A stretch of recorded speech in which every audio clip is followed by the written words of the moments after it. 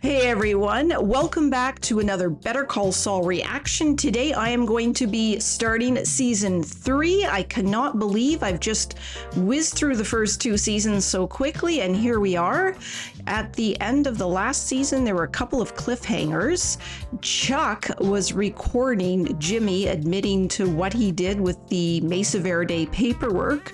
So Jimmy is in really hot water. I am nervous for him. I'm also a little nervous for Mike after he tried to take out Tuco Salamanca. It looks like Nacho is preventing him from doing that.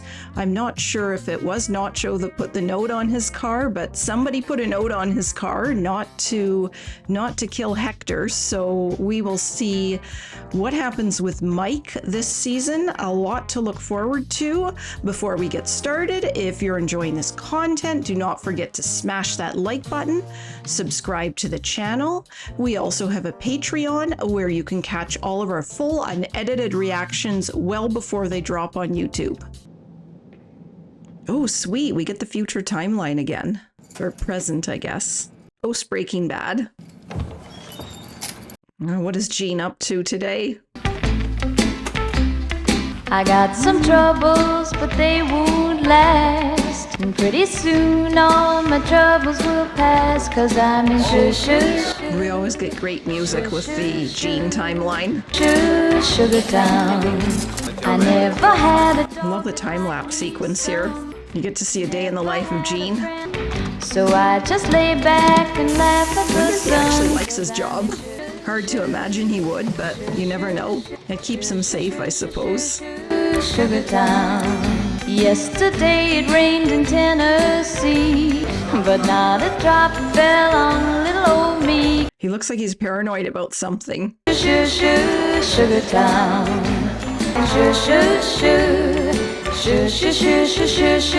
Sugar Town. I didn't know Saul liked to read. La la la la la la la.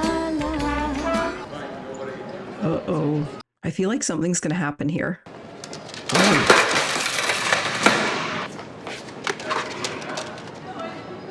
That was random and weird. They're coming up a bit. Check over that way, would you? You see a guy in a corduroy coat go by? Sir. Young guy, dark hair, corduroy coat. He's paranoid. He can't even talk How to about them. it? He must be worried they'll recognize his voice. Want to come on out here? Go ahead and open your jacket for me. Oh, Placing you under arrest, sir. Saul ratted on the poor kid. Hey, come on, grab those for me. Say nothing, you understand? What? Get a lawyer! Get a lawyer. Wow. Asshole. He just couldn't resist himself. Wow, that was not smart, Gene.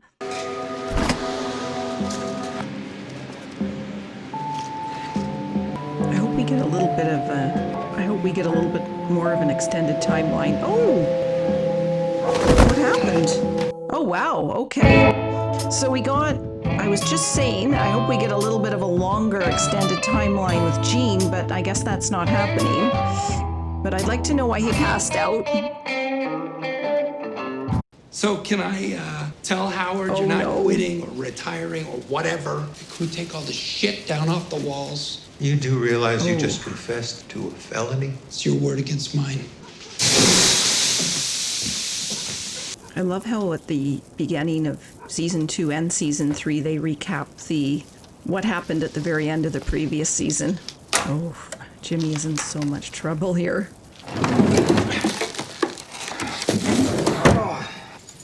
Absolutely. Coming back. What's it matter what I said, Howard? I love how they're focusing on the ring here. And by the way, you're welcome. Jimmy has no idea. Well, Howard's breathing again. He made him very happy. Uh-oh. Jimmy, if you're gonna help, at least use a little finesse. Won't you? Finesse? What do you... Quit yanking at it. You're pulling the varnish right off the walnut. Look, see? Gently roll it with your thumbs. Alternate the thumbs. Get a nice tight roll going.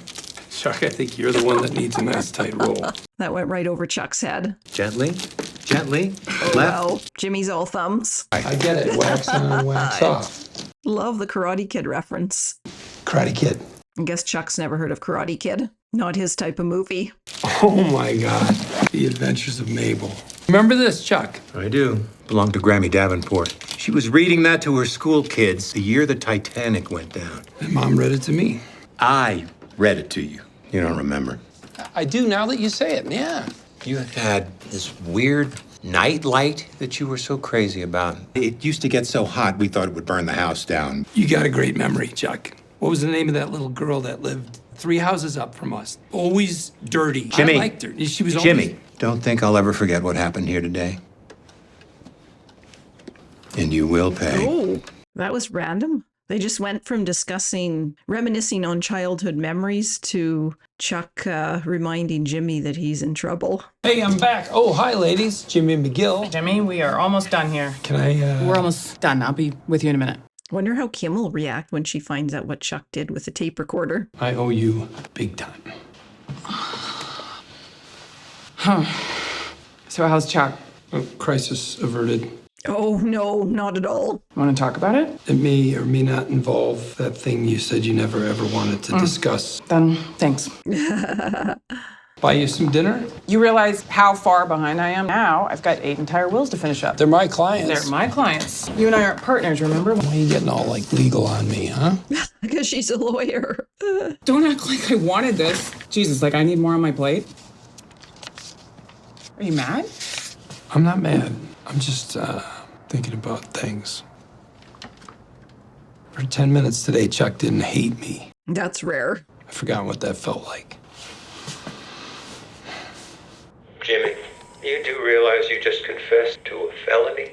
Yes. That's the end of it. Now, do you believe me? I believe you. Your brother is one world-class son of a bitch. No offense.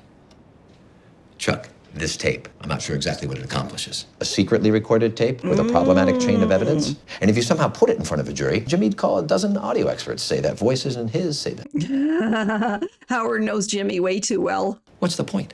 Because I can't think of a single use for it. I can. What's that? Oh. I wonder if we actually find out who left that note. If it wasn't Nacho, who would it be? Maybe one of the other cartel members? Wow, Mike's in a hurry.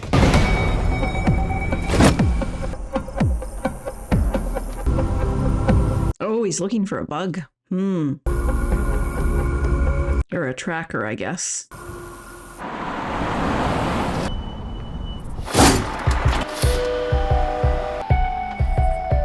I wonder if we'll see Joe.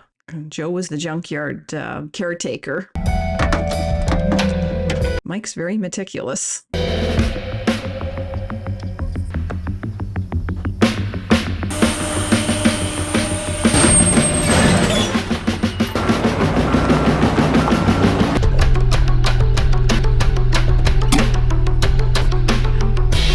Because there's a lot of places they could have put trackers.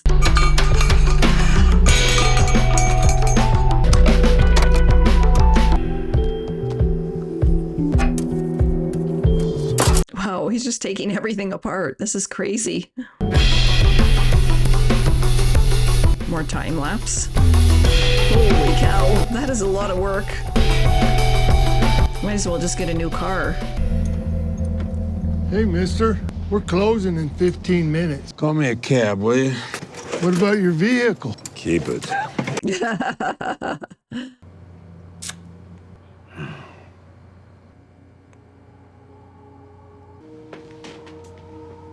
The wheels are definitely turning in Mike's head.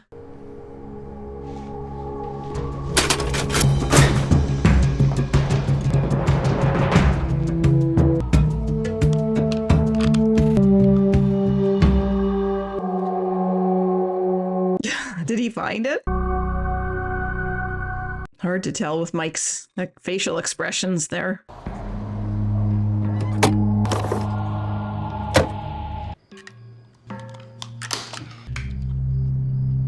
Oh, is that? That must be the tracker. Maybe, maybe not. I have no idea what I'm looking for. Okay, looks like it's just a serial and model number there.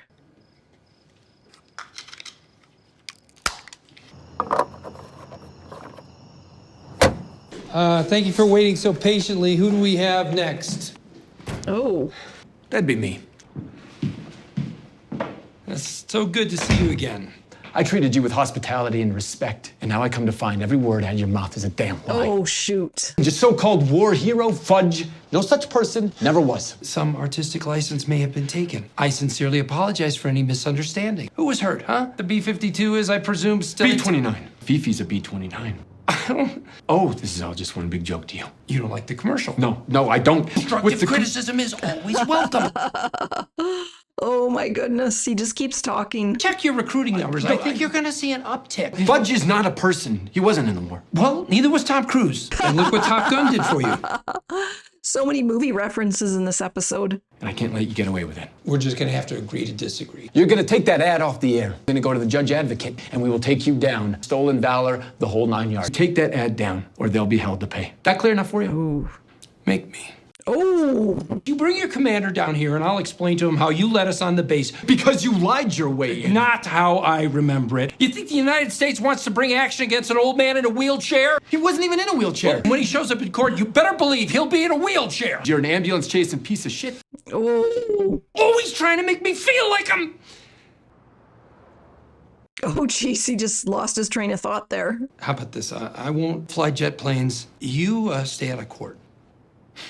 You know, guys like you think you're so damn smart, and you think you don't have to play straight with anybody. The wheel is gonna turn. It always does.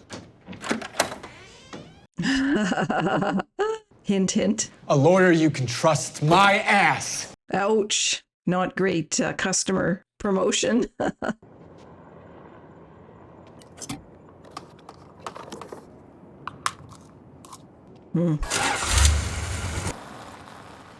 I assume this is not show. Oh no. 3:30 in the morning? Seriously? You get me that? I know someone who can get it. How much? What, look like Radio Shack? Cost you whatever it cost me, plus my end. Oh, let's start with that. Be about 500. Seeing that this is an after-hours house call, let's make it $1,000.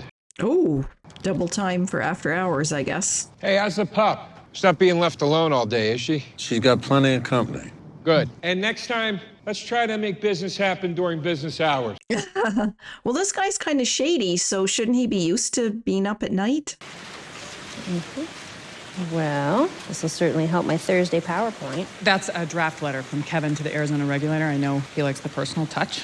He's gonna love it. I love the interior of their bank. It's got such a Western vibe. Did you get the rehearing moved up? Yeah, the soonest I could get is the 4th. You moved it up almost 3 weeks. I'll give it another shot and see if I can do better. You kidding me? Kevin will be popping champagne. I knew you were the right one for this. I appreciate the opportunity. You should have heard how that arrogant jerk spoke to me at the hearing. He accuses me of muddying the waters. I mean, he's the one who can't even get the address right. Yeah, that's... wow. Guys like that, when crunch time comes, it's always someone else's fault. That is so true. She definitely reads Howard and Chuck well. Thank you for cleaning up that mess McGill left behind. Actually, would you mind if I messenger that over tomorrow morning? First thing, double check a few things. So tomorrow first thing? Absolutely. I see you, Paige. Okay, bye.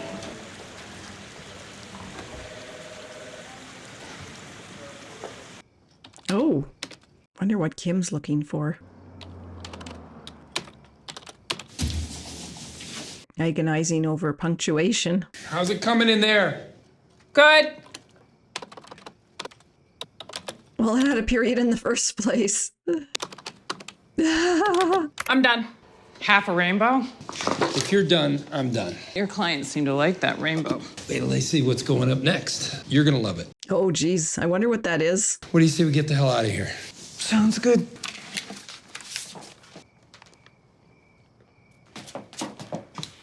Still agonizing over that period or semicolon? Sorry, I just need to check one thing. It'll be 2 minutes, tops.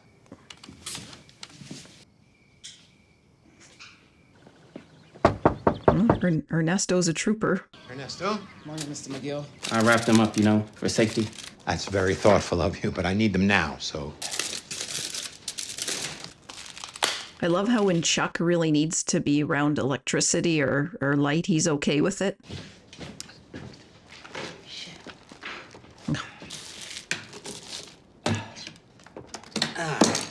Ernesto, could you come in here, please? Would you mind changing the batteries? Oh my Thing, God. Mr. McGill. I'm sure he can do it himself. I wonder if Ernesto's going to discover anything. 61 to 1216. Turn that off! Turn it off! Oh. Exactly. Oh my God. You did not hear that! Yes, he did. Okay, Ernesto, this is my fault. But now that you've heard it, you need to understand something. You know about confidentiality, right? So I'm not supposed to tell anyone? That's right. No matter what reasons you think you might have, you cannot tell anyone. There could be terrible consequences. Except that's not really a client. If something were to happen to you because of this, I'd feel sick about it. What could happen to Ernesto? Enough said. I'll go finish putting away the groceries. Thank you, Ernesto. Man, I feel so sorry for this guy. Chuck basically makes him a slave, and then he gets caught in the middle of the Chuck and Jimmy battle.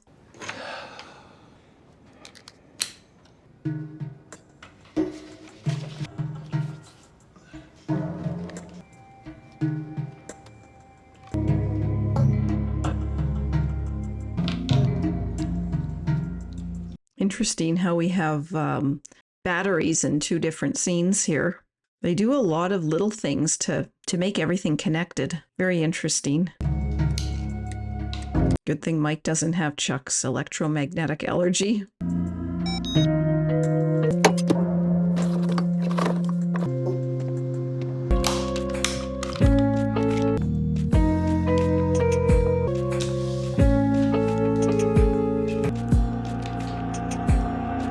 I wonder what Mike's going to find out. I'm guessing it's the cartel tracking his activities, but I don't know who. For Tuesday, high temperatures will be in the mid-60s, high temperatures in the mid-50s.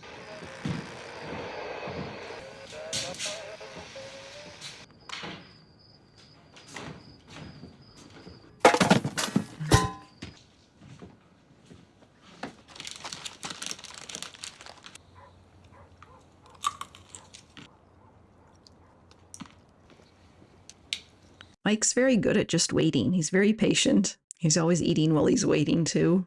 Oh my goodness, he's eating a whole bag of nuts, it looks like. Oh, who is that? Can't really see that guy. So somebody is definitely messing with his car, but who?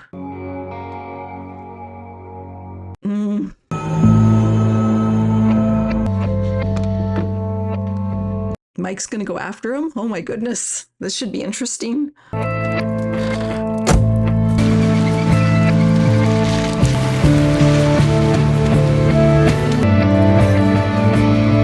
love the fade here, how all the lights are just blurry. Okay, wow, so that is the end. So that was the first episode of season 3. I found it a little bit of a slower moving episode.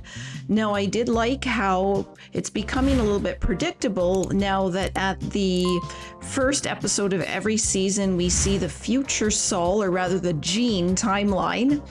And I found it really interesting how he's been so, Jimmy or Saul, I guess, has been so paranoid of police officers that he couldn't even speak to the officer to tell him where the shoplifter was.